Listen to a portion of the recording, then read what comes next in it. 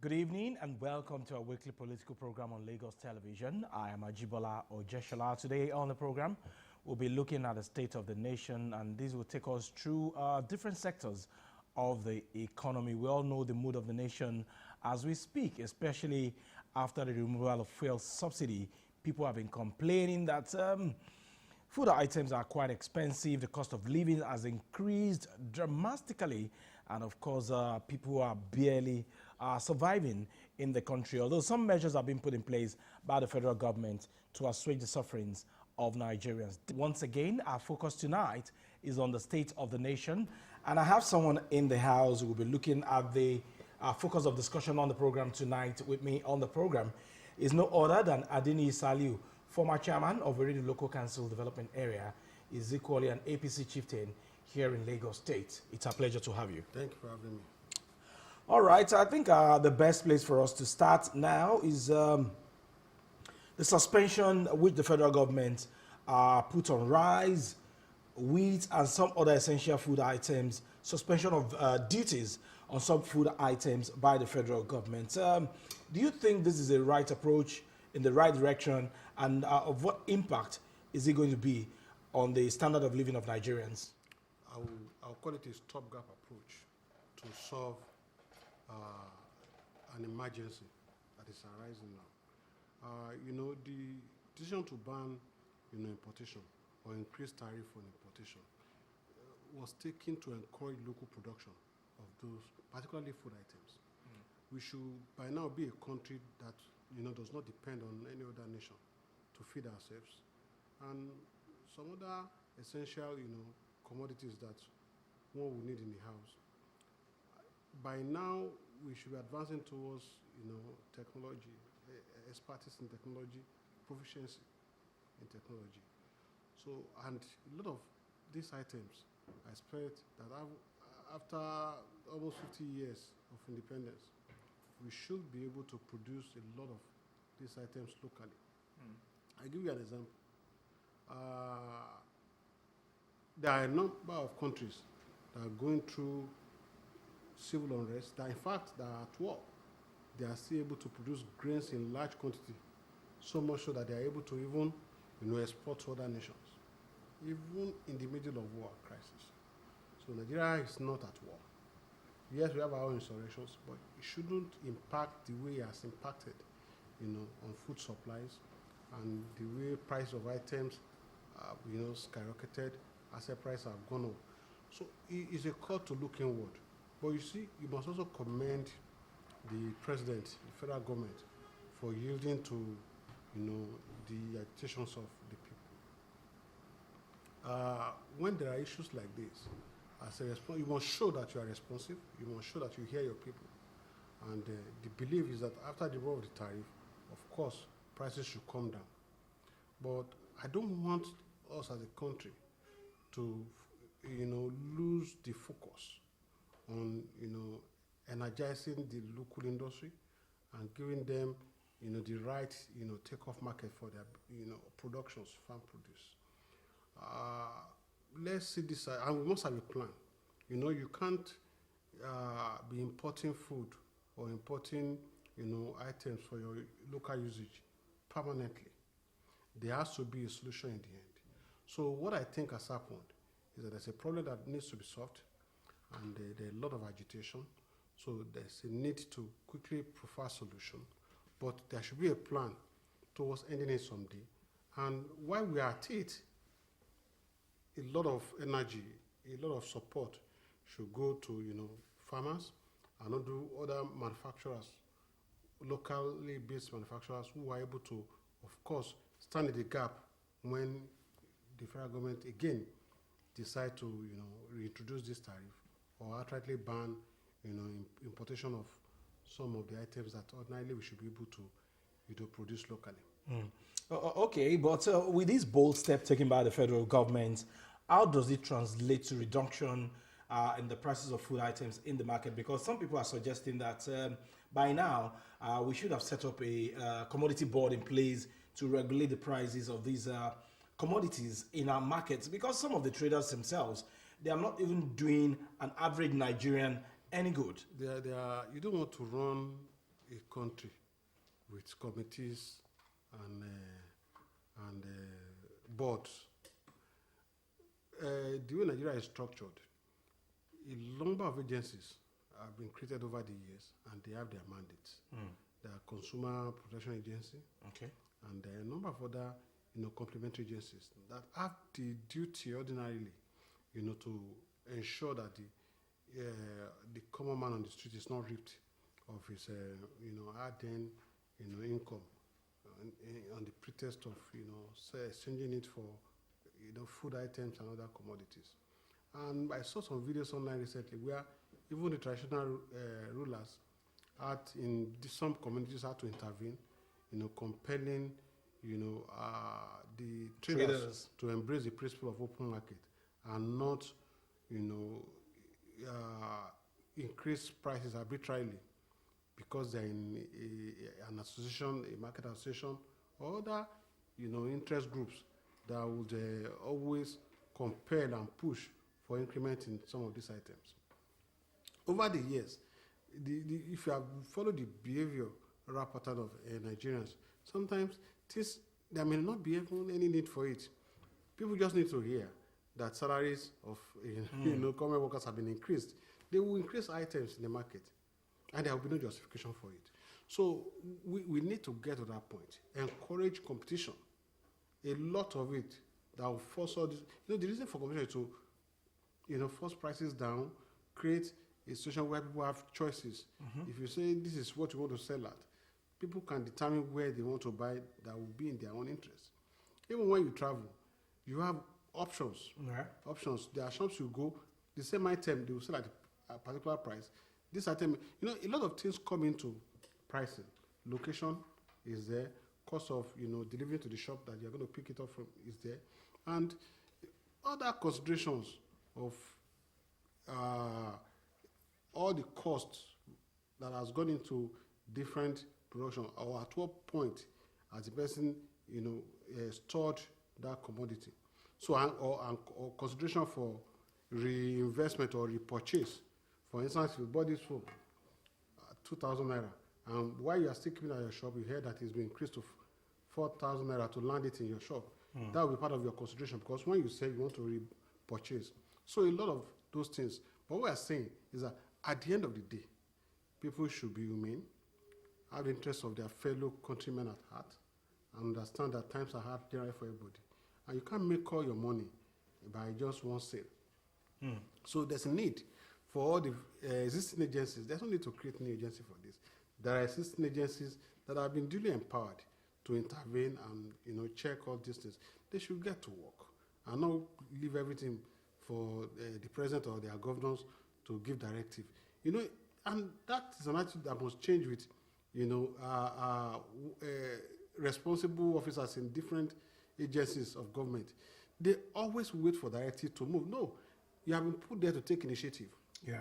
So if something falls in your purview, take action. You don't need any directive. There is a mandate that set up that agency, and your job is cut clearly for you. There's an issue, you respond. If there's going to be a political solution or political constraint to it, you will get that directive from your bosses.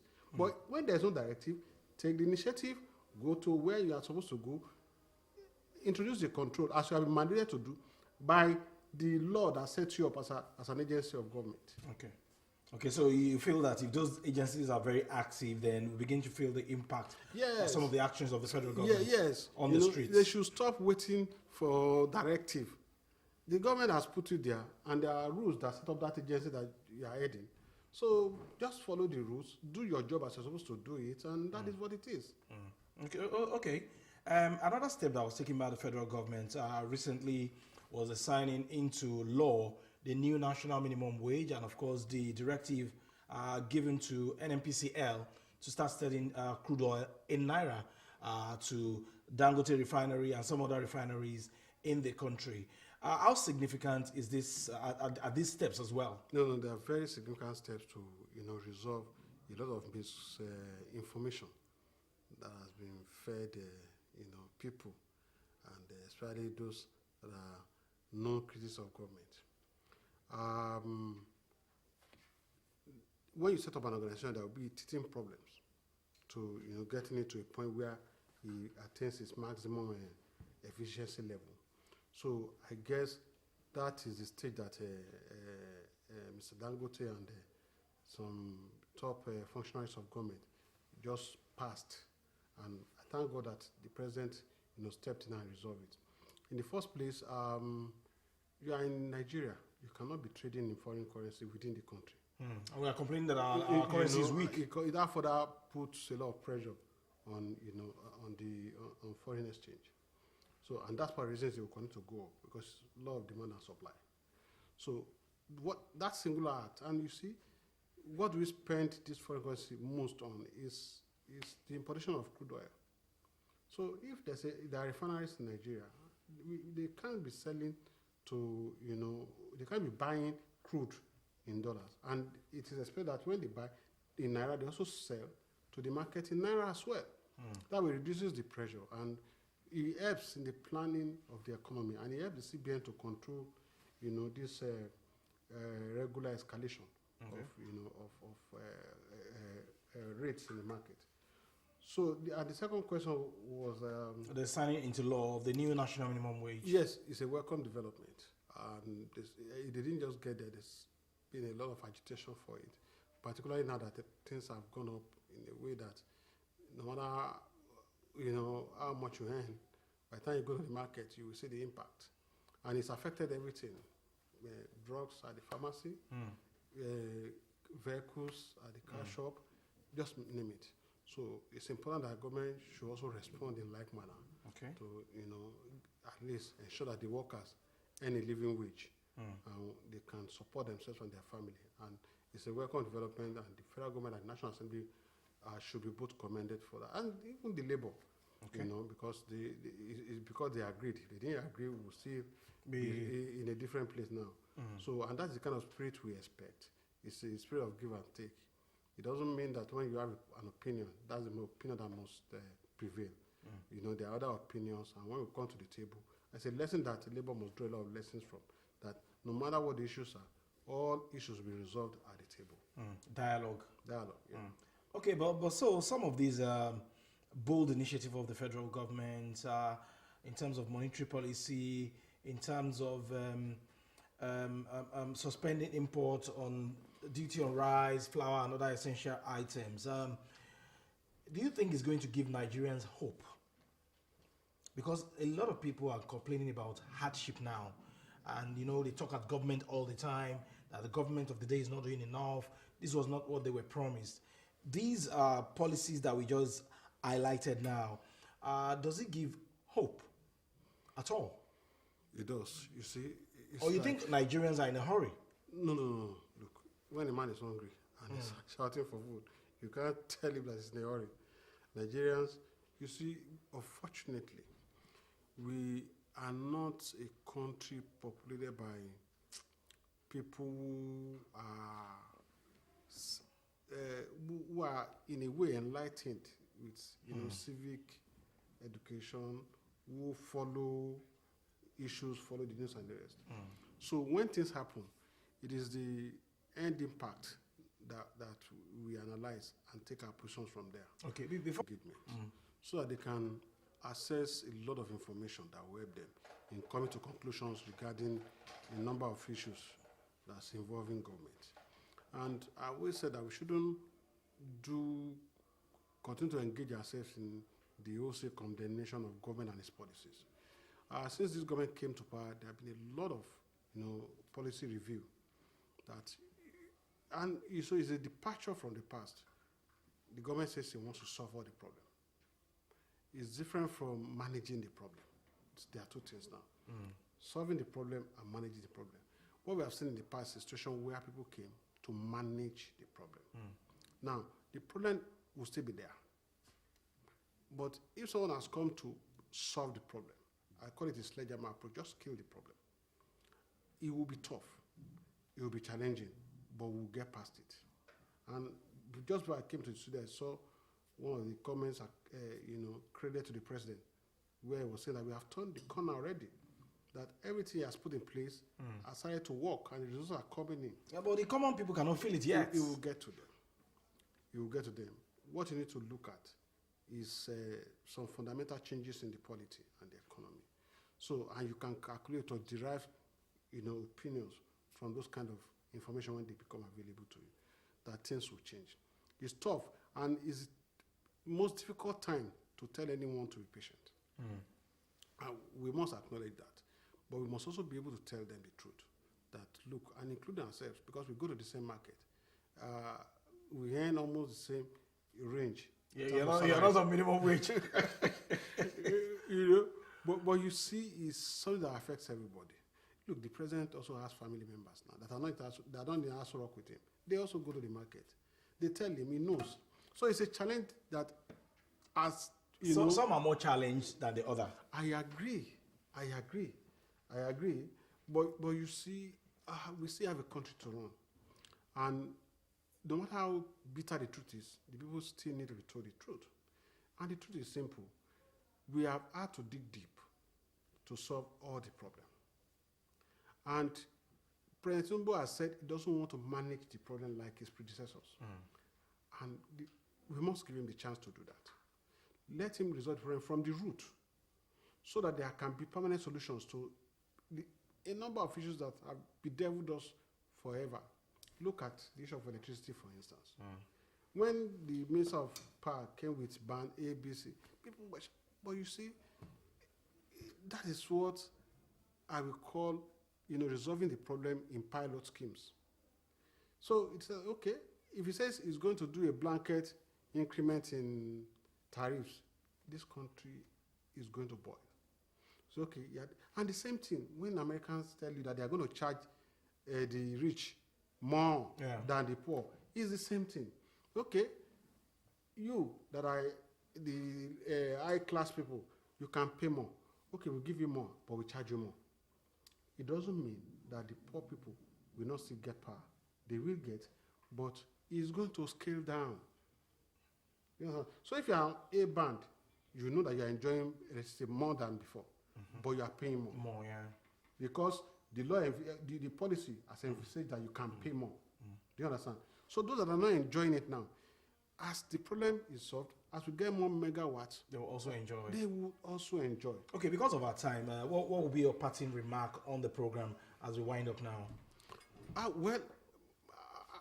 It's to continue to appeal to our people that this government... Is there hope for them? Yes, absolutely. Absolutely. And the president does not waste time at any function that he attends telling us that there is hope. And in any case, his mantra is hope. So we must believe him, and we need to support him. Those who are, agitating for protests and the rest, must understand that we need to have a peaceful country. We need to have a country where people are able to go about their duties lawfully to enjoy some of the dividends of democracy that the president, the government has promised. We cannot further, exacerbate the issue by causing crisis. If you do that, the ones that happened during the NSAS, we are still reeling from it now. Insurance companies will tell you how much they lost. Other businesses that closed at that time, they haven't come back. And it's affecting us, the common people. When they go out on the street, they're going to be attacking people like us, people like themselves who want to go out to earn a living. So they need to think very deeply, understand that, look, it's a work in progress for all of us, and we need to come together to be able to resolve the issues. And not, single out any entity for punishment. Okay, that's the parting shot of our guest this evening on the program, not to single out any particular ethnic group in the country. Of course, some of the policies of the federal government will take time for us to begin to feel the impact. And of course, we must show some understanding to the government of the day, give it time, show some understanding, be patient, and at the end of the day, our country will be back on track. We thank you very much, Adeniyi, Saliu, for your time on the program. Thank you, and we hope to see you some other time. Anytime. All right, that's the Pendulum this evening. We thank you very much for watching. I am Ajibola Ojeshola. I'll see you some other time.